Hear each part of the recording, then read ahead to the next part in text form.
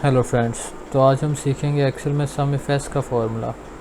अच्छा, अगर सम इफ़ का फ़ॉर्मूला आपको नहीं आता तो इससे पहले मैंने आप वीडियो बनाई है सम इफ़ पे, तो अगर आप वो फार्मूला पहले देख लेंगे तो इस फार्मूले में आपको ज़्यादा मुश्किल नहीं होगी, क्योंकि काम सेम है दोनों फार्मूलाज का, लेकिन यह है कि इसमें आप एक से ज़्यादा क्राइटेरियाज दे सकते हैं।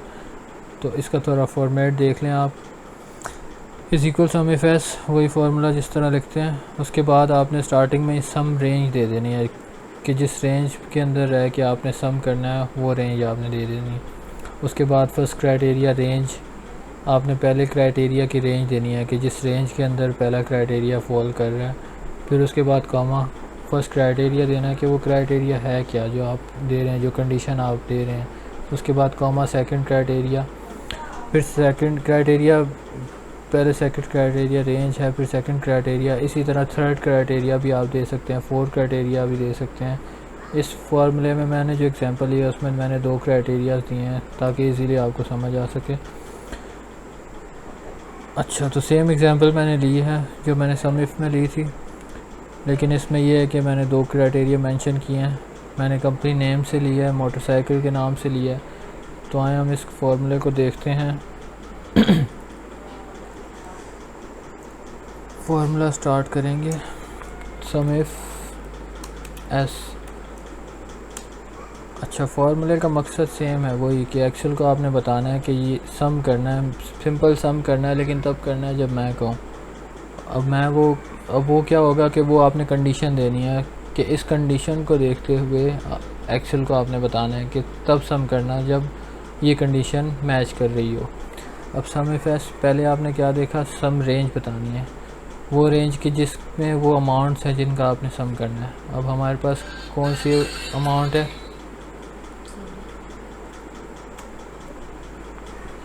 इस रेंज के अंदर रहते हुए हमने सम करना है। सम रेंज आ गई हमारे पास, comma first criteria range. First criteria range क्या है, वो क्राइटेरिया जिसके अंदर पहला क्राइटेरिया फॉल कर रहा है। अब इस रेंज के अंदर वो सर्च करेगा पहला क्राइटेरिया जो मैं दूंगा। ये मेरी रेंज आ गई। उसके बाद कॉमा फर्स्ट क्राइटेरिया। अब क्राइटेरिया क्या हो, इसमें मैं होंडा ही ले लूँगा जिस तरह पहले मैंने लिया था। और आपको मैंने बताया था कि कोई वर्ड होगा, कोई अल्फ़ाबेट होगा तो उसको इन्वर्टेड कॉमास में लिखना है। अगर तो कोई नंबर है या कोई अमाउंट है तो उसको आप विदाउट इन्वर्टेड कॉमास लिख सकते हैं। तो इसको मैं इन्वर्टेड कॉमास में लिखूँगा। ये मेरा पहला क्राइटेरिया आ गया। अब मैंने दूसरा क्राइटेरिया देना है, उससे पहले दूसरे क्राइटेरिया की रेंज दूंगा। अब दूसरा क्राइटेरिया मैं किस रेंज में देखूँगा, ये मेरे पास रेंज है, इस रेंज के अंदर मैंने देखना है दूसरा क्राइटेरिया CD70 दे देता हूँ। इसमें आपने एक चीज़ पर गौर करना है कि जो क्राइटेरिया है वो जिस तरह इस रेंज में लिखा हुआ है उसमें कोई एक्स्ट्रा स्पेस ना हो, कोई डिफरेंट, अगर तो सेम नहीं होगा, मैच नहीं करेगा, आपने कोई टाइपिंग मिस्टेक कर दी है तो फिर भी आपका जो आंसर है वो ठीक नहीं आएगा। तो अभी मेरा फार्मूला कंप्लीट हो चुका है, इसको मैं ब्रैकेट बंद करूँगा। तो अब इसको मैं ओवरव्यू आपको बता देता हूँ एक फार्मूले को कि फार्मूला क्या काम करेगा।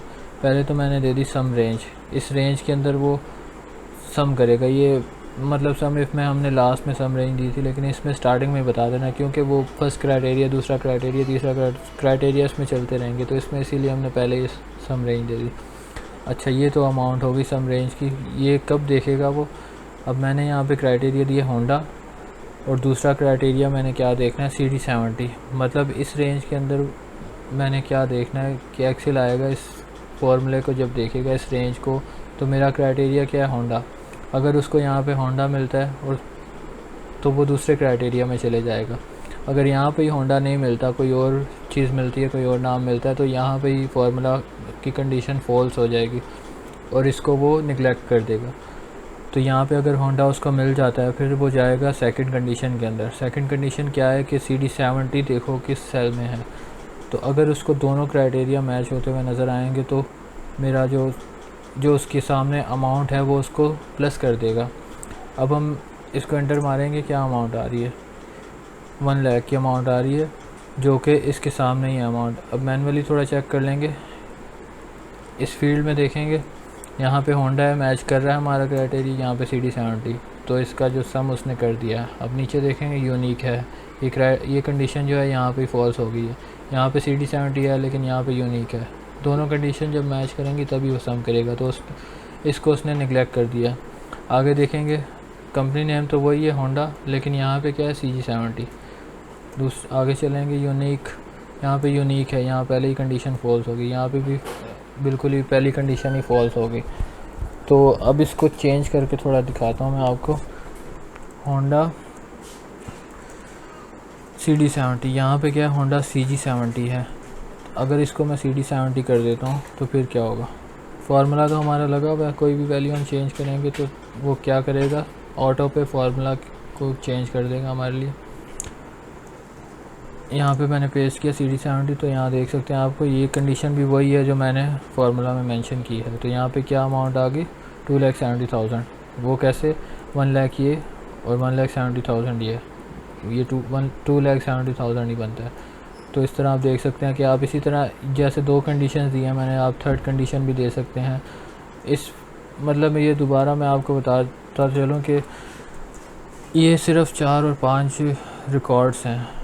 ये सिर्फ एग्जांपल के लिए मैंने आपको बताया है। इसके अलावा जो आपके पास हज़ारों रिकॉर्ड्स हो सकते हैं, लाखों रिकॉर्ड्स हो सकते हैं। तो आप इजीली इस फार्मूले का इस्तेमाल करते हुए 1 सेकंड के अंदर, 2 सेकंड के अंदर आप जो है एक फार्मूला लगा के और आप सम निकाल सकते हैं easily. Thank you so much.